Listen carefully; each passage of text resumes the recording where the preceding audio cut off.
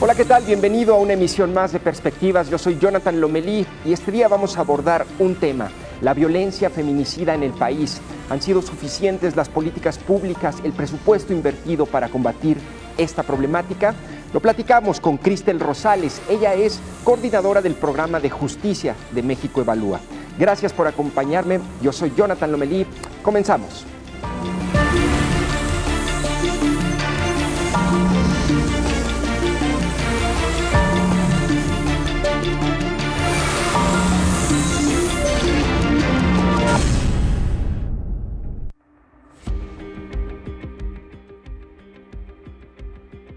La violencia feminicida cobra la vida de 11 mujeres al día en el país.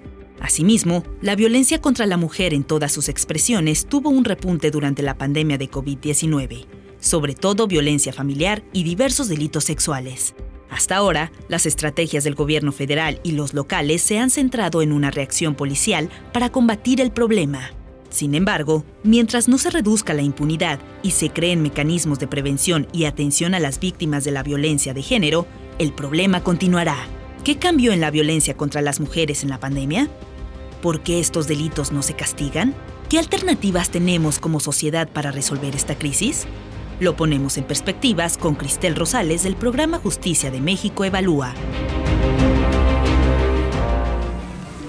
Muchas gracias por acompañarme en esta emisión de Perspectivas y como le adelanté, hoy vamos a platicar sobre la violencia feminicida en el país y particularmente en Jalisco. Le agradezco mucho a Cristel Rosales. Ella es coordinadora del programa de Justicia de México Evalúa, que es una asociación civil que hace estudios a profundidad, estadísticos, de la incidencia delictiva y la violencia homicida y feminicida en este país. Le agradezco mucho a Cristel Rosales que esté con nosotros. Bienvenida, Cristel. Gracias, Jonathan. Gracias por la invitación. Bueno, una primera pregunta, Cristel, es: tenemos una Secretaría de Igualdad Sustantiva en Jalisco. Se han invertido presupuestos cada año más amplios para combatir el problema de la violencia de género, es decir, en todas sus expresiones, desde la más grave, que es un feminicidio, hasta violencia intrafamiliar, delitos sexuales. Mi pregunta, a partir de los trabajos que hacen ustedes de revisión estadística y de incidencia delictiva, ¿ha funcionado todo este trabajo y estas políticas públicas en Jalisco? A ver, creo que pones justo el dedo en el renglón sobre un tema que es sumamente complejo, ¿no? Hay distintos esfuerzos institucionales que se han hecho para enfrentar las distintas violencias. Recordemos aquí pues que a nadie le parecerá ajeno que durante la pandemia pues enfrentamos justo una crisis de violencia contra las mujeres específicamente. El encierro significó que se quintuplicaran las llamadas de auxilio de las mujeres y que prácticamente pues la violencia familiar se empezara a ver un auge en ese tipo de fenómeno. ¿Qué fue lo que pasó en México? Pues en México no estuvo exento, ¿no?, de ese fenómeno. México pasó de 260,000 llamadas de auxilio en el 2020 a más de 291,000 en el 2021. ¿Y qué estamos viendo para 2022? Pues la misma tendencia, ¿no? Es decir, no se ha revertido. No se ha revertido, no se ha contenido, y específicamente Jalisco ocupa la 4ª posición a nivel nacional en llamadas de auxilio de violencia contra la mujer. Toco este tema porque justo las llamadas de auxilio al 911 involucran a una serie de cuerpos de seguridad pública que tienen que actuar para pues contener el tema y para identificar cómo establecer una medida de prevención, ¿no? Ese no es, digamos, la única problemática que se ha advertido. En temas de violencia familiar, también Jalisco ocupa la 6ª posición a nivel nacional. Se ha visto un incremento en todo el país. Prácticamente en los últimos años la violencia familiar se ha quintuplicado. Y esto pues nos está hablando de varios temas, ¿no? Nos está hablando por un lado de que las mujeres están acudiendo más a las autoridades, pero también nos está hablando de todo un contexto de violencia pues patriarcal, de un control, ¿no?, de los hombres contra las mujeres, y que se ve pues se advierte específicamente en estas violencias. Un paréntesis, dices las mujeres acuden más a solicitar ayuda. Allí tengo una pregunta. ¿Siempre ha habido estos índices de violencia o es solo que ahora se muestran más y las mujeres denuncian más? Yo creo que hay un aumento. Yo creo que estamos viendo ambos temas, ¿no? Por un lado, en temas de violencia familiar se ha visto un incremento exponencial. Entonces, pensaría que por un lado se está reduciendo la cifra negra, ¿no? Las mujeres están acudiendo más a pedir algún tipo de auxilio, ya sea a través de una llamada al 911 o acudir a un centro de justicia para las mujeres o a un instituto de igualdad sustantiva, ¿no? Claro. Pero por otro lado, también estamos viendo que las instituciones están siendo más receptivas y frente al fenómeno están pues generando mejores estadísticas, ¿no? Claro. Eso es, digamos, algo. Se está midiendo más. Se está midiendo más y eso efectivamente nos está hablando de que no solo estamos pudiendo conocer de mejor medida el fenómeno, sino que estamos encontrando patrones, ¿no? Patrones específicos de qué es lo que está pasando al interior de los hogares y en la sociedad en general. Y tengo esta impresión, o corrígeme si me equivoco, de que además una mujer en estos momentos es más consciente de cuando sufre violencia y antes no lo era, ¿cierto? Es decir, antes estaba normalizado. ¿Es correcta esa apreciación o no? Completamente correcta. Creo que la normalización sigue. O sea, creo que es difícil muchas veces que una persona víctima identifique que está siendo objeto de un tipo de violencia. Claro. Pero ahora se conoce más, se habla más y existen pues distintos mecanismos y existe información también en Internet. Y vuelvo un poco a mi pregunta, entonces ¿hay más violencia o solamente se muestra más, se mide mejor? Podría decir que son ambos temas. En mi opinión, sí, creo que hay más violencia. Sí. Y otra duda, no entiendo por qué durante la pandemia, bueno, es comprensible que en la pandemia, con el encierro, la presión económica, digamos, todo el mundo estaba harto de estar encerrado, eso pudo haber generado violencia en los hogares, ¿no? Uh-huh. Pero no entiendo por qué, hoy que ya tenemos normalizada, digamos, la vida diaria, continúa esa violencia. ¿Cómo interpretas o cómo explicas ese fenómeno? Debió haberse, digamos, reducido con el hecho de salir a las calles. Yo creo que este problema como de una violencia contra las mujeres es digamos que un problema multicausal, ¿no? Por un lado, existe una cultura de violencia en el país. Por otro lado, existe también pues una serie de estereotipos, de prejuicios contra la mujer que pues siguen, digamos que motivando, ¿no? A que muchas personas pues ejerzan estos tipos de violencia. Y justo aquí me parece que este tema es importantísimo porque no solo se habla de la violencia familiar, que puede ser explicada en parte por un contexto de encierro, pero también estamos viendo un incremento en la violencia sexual, ¿no? Específicamente los casos de violencia sexual se han pues incrementado en más de un 50% en el país. La violencia digital contra las mujeres. Entonces estamos viendo como una serie de elementos que nos permiten entender que estamos hablando de un fenómeno multicausal, que es mucho más complejo y que entonces pues necesitamos entenderlo desde su raíz, ¿no?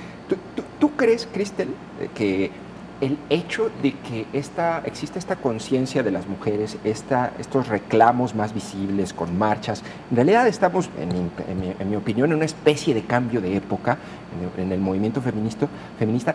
¿Tú crees que eso genera más violencia por parte de los hombres? Es decir, que haya una reacción violenta ante esas demandas y eso podría explicar lo que vivimos en cuanto a incidencia, ¿o no? Yo no lo, digamos que analizaría desde ese punto porque me parece que lo que estamos viviendo es un despertar de muchas mujeres, ¿no? Y de muchos hombres también, ¿no? Que se dan cuenta que varias prácticas que se consideraban normales, pues en realidad son prácticas violentas, ¿no? Y que el hecho de salir a las calles, de gritar que pues exigimos seguridad, exigimos justicia, exigimos una vida libre de violencia, pues en realidad me parece que es un ejercicio de un derecho. No necesariamente pues pensaría que los hombres que ejercen la violencia lo hacen pensando en, porque la mujer ahora protesta más o reclama más, por eso ejerzo mayor violencia. Me parece que en realidad la causa raíz está pues todavía como en una cultura mucho más llena, digamos una cultura llena de prejuicios, ¿no? Claro. Ahora, en cuanto a la violencia feminicida, es decir, los feminicidios, hay una tendencia en los homicidios en general en el país muy ligerita a la baja, 1%, suele presumir el presidente. ¿Cuál es la tendencia que sigue la violencia feminicida en Jalisco y en el país? Sí, justamente me parece que las estadísticas a veces nos retratan una realidad que nos tendría que obligar a preguntarnos qué podría estar explicando esta posible contención de los homicidios. ¿Qué pasa en la violencia feminicida? Pues los feminicidios es la expresión, digamos, más grave, ¿no?, de la violencia contra la mujer. Hemos visto un incremento impresionante en los feminicidios, ¿no? Hablamos de 2015 a 2021 de un incremento de 137%. Específicamente en Jalisco, solo en lo que va del año, de enero a mayo, que son las cifras que se presentan en el Secretariado Ejecutivo del Sistema Nacional de Seguridad Pública, ya llevamos el registro de 14 feminicidios, en 3 municipios principalmente: Guadalajara, Zapopan y Mezquitic. Esto nos está hablando por un lado, de que la violencia contra la mujer está pues agravándose, que está llegando a un nivel de una violencia letal. Llamémosle feminicidio o llamémosle homicidio doloso contra las mujeres. Lo cierto es que en ambos registros estamos viendo un incremento. Jalisco ocupa la 6ª posición a nivel nacional en casos de muertes violentas de mujeres, tanto feminicidios como homicidios dolosos. Y esto, pues en realidad lo que nos está diciendo es la violencia está escalando, ¿no? Y las autoridades o el mecanismo que existe para prevenir esta violencia no está dando resultados. ¿A dónde nos puede llevar esta violencia si no se contiene? Es decir, ¿cuáles son los escenarios si no se atiende apropiadamente, como ha ocurrido hasta ahora? Pues si lo vemos desde el punto de vista de la prevención, me parece que mientras no atendamos de manera específica las causas que están llevando a posibles feminicidios, pues difícilmente vamos a poder contener el fenómeno y vamos a seguir observando un incremento en el tiempo. Por otro lado, ahora, con todo este mecanismo institucional que ya comentaba, se ha invertido por parte de las instituciones para dar una mejor respuesta a las mujeres que acuden a solicitar auxilio. Ahí es sumamente importante las medidas de protección que se puedan ofrecer, ¿no? Porque estas medidas de protección y el seguimiento de esos casos te pueden ayudar a identificar si un caso de violencia se está escalando, ¿no? Y eso es un mecanismo de prevención que de entrada tienen las autoridades y que podrían activar. ¿Cómo funciona una medida de protección o cómo debería funcionar? Hay distintas medidas de protección. Cuando una mujer acude a solicitar auxilio, se analiza su caso, se identifica si hay antecedentes de violencia, se identifica pues quién es el agresor, cuáles son las condiciones en las que se está enfrentando el caso, y se puede solicitar a la autoridad judicial que imponga una medida de protección. Esta medida de protección puede ser que el agresor no se acerque a la víctima en ciertos kilómetros de distancia, que evite ciertas prácticas, que evite el contacto con la víctima. Se puede solicitar incluso pues una asistencia por parte de un personal de seguridad para que proteja a la víctima, o ofrecerle a la víctima algún mecanismo para que solicite auxilio de manera más rápida. Claro. Estos son algunos ejemplos de las medidas de protección, pero lo cierto es que hay herramientas que podrían permitir, por un lado, que estas medidas se apliquen efectivamente, y por el otro, que las autoridades, al ver casos donde la violencia está escalando y ya hay antecedentes previos, pues establecer alguna medida cautelar, ¿no? Alguna medida de restricción contra el agresor. Me preguntabas exactamente ¿qué pasaría si no atendemos esta violencia? Por un lado, ese es el mecanismo de prevención, que no necesariamente está funcionando y que podría estarnos llevando a que la escalada de feminicidios continúe. Pero por el otro lado está el tema de qué pasa con los feminicidios o con las muertes violentas de mujeres una vez que las autoridades ya tomaron conocimiento de esos casos, ¿no? Y ahí me parece pues que también el tema de la impunidad juega un papel crucial para pues lograr enviar el mensaje a la sociedad de que estos casos no van a quedar en el olvido. ¿En qué medida se castigan los feminicidios en el país? Los feminicidios en el país, lo cierto es que muy pocos se logran judicializar.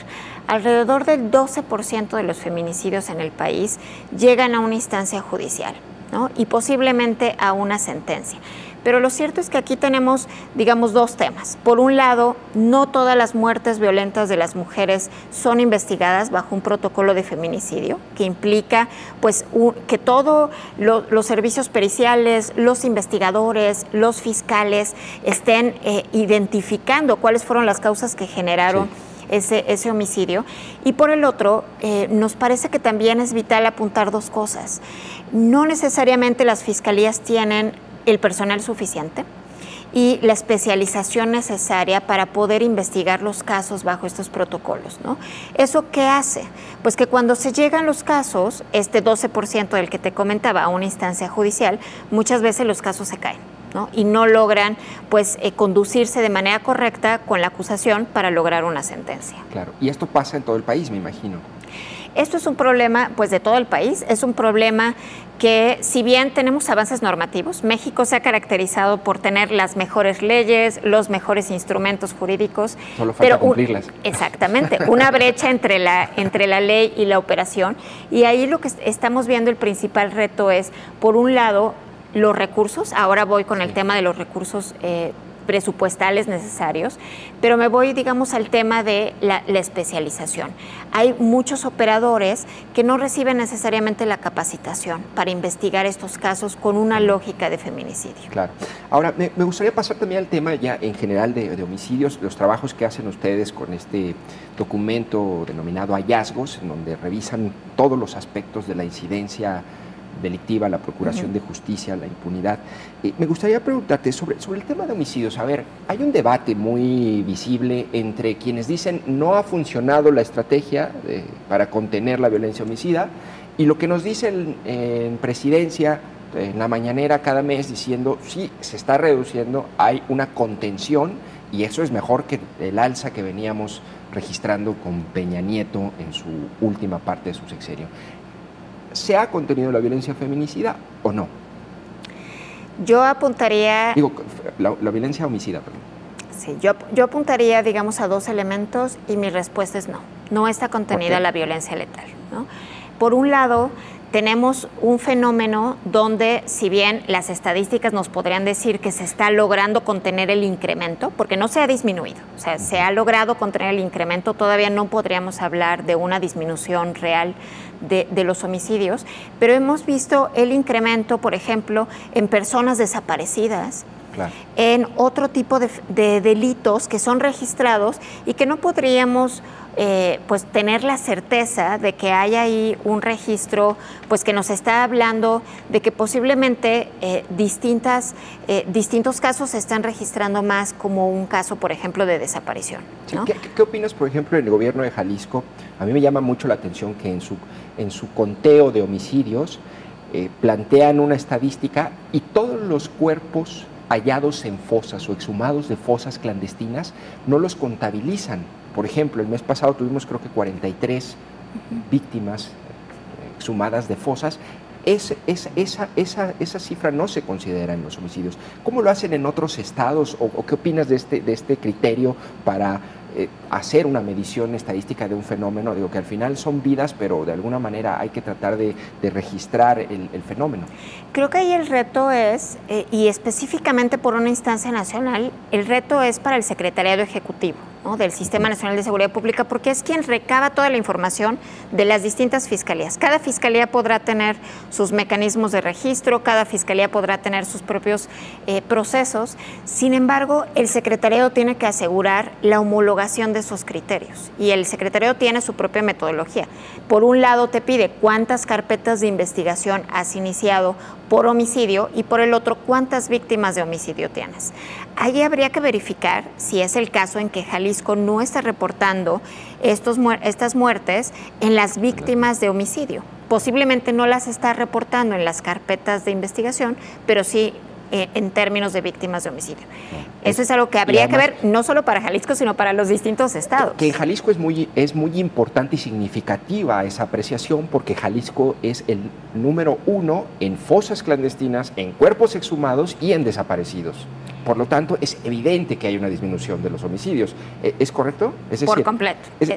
¿Cómo entonces se deben medir los datos de homicidios?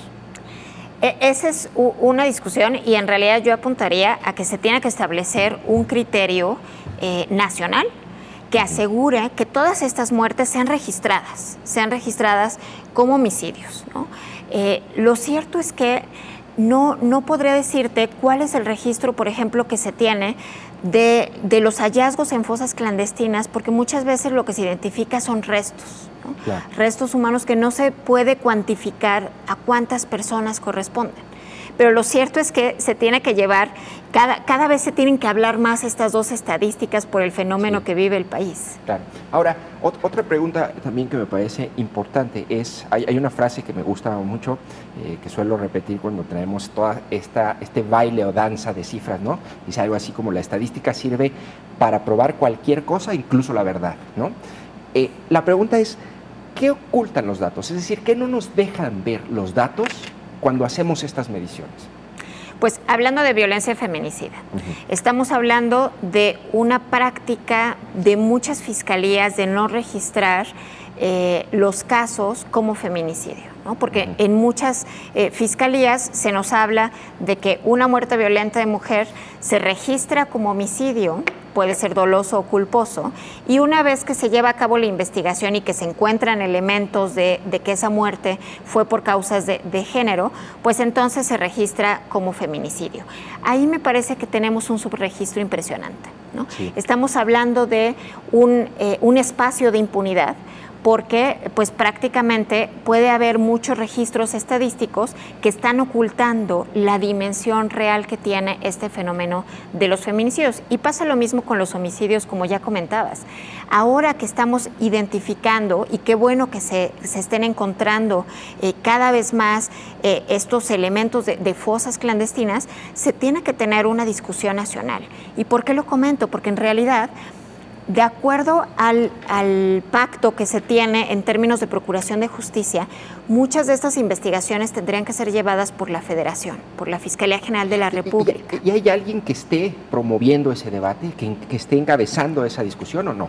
No se tiene. Es justamente una de las cosas que desde México Evalúa hemos alertado. Necesitamos hablar del modelo de procuración de justicia, porque mientras no se discuta, tenemos espacios de riesgo de impunidad donde la Federación puede decir: esto a mí no me toca, las fiscalías locales pueden decir lo mismo. O este combate estadístico de la inseguridad, ¿no? Es decir, cada estado hace, me imagino que lo que has descubierto, hay diferencias en las formas de medir en cada estado, ¿no? Por completo.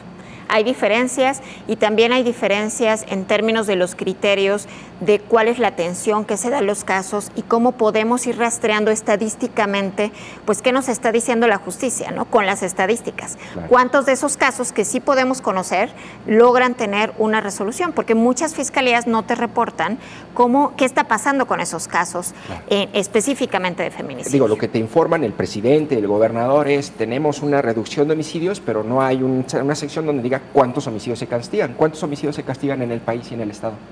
Tenemos un nivel de impunidad, pues prácticamente a nivel nacional, cercano al 95%. ¿Eso qué significa?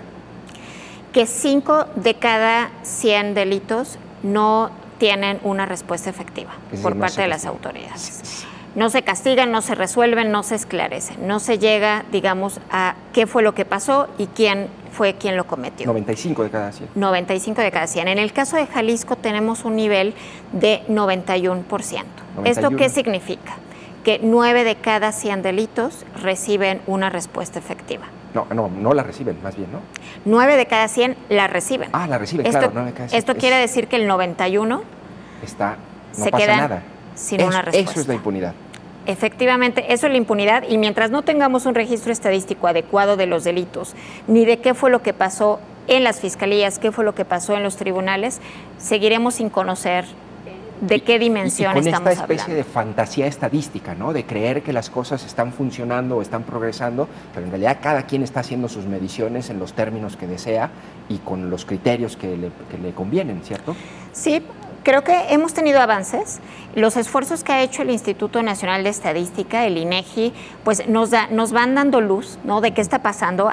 Hace unos años no podíamos conocer nada sobre el sistema de justicia, claro. Y ahora desde México Evalúa pues estamos buscando que las estadísticas sean cada vez más desagregadas, que nos digan qué delitos se están registrando, cómo los están registrando, que podamos conocer un poco más, pero lo cierto es que sigue siendo un reto. Bueno, Cristel Rosales, ella es coordinadora del programa Justicia de México Evalúa, que está de visita en la ciudad en estos días. Le agradezco mucho que nos hayas acompañado en este espacio. Muchísimas gracias a ti, Jonathan. Y pues solo pondría justo sobre la mesa esta invitación a todas las autoridades, pero específicamente a las instancias de justicia, a desahogar esta discusión sobre el modelo de procuración de justicia, porque también eso pasa por el presupuesto que actualmente pues los tiene en el abandono. Claro. Te agradezco muchísimo, Cristel Rosales. Yo soy Jonathan Lomelí. Muchas gracias por haberme acompañado en esta emisión de Perspectiva. Nos vemos en el próximo programa.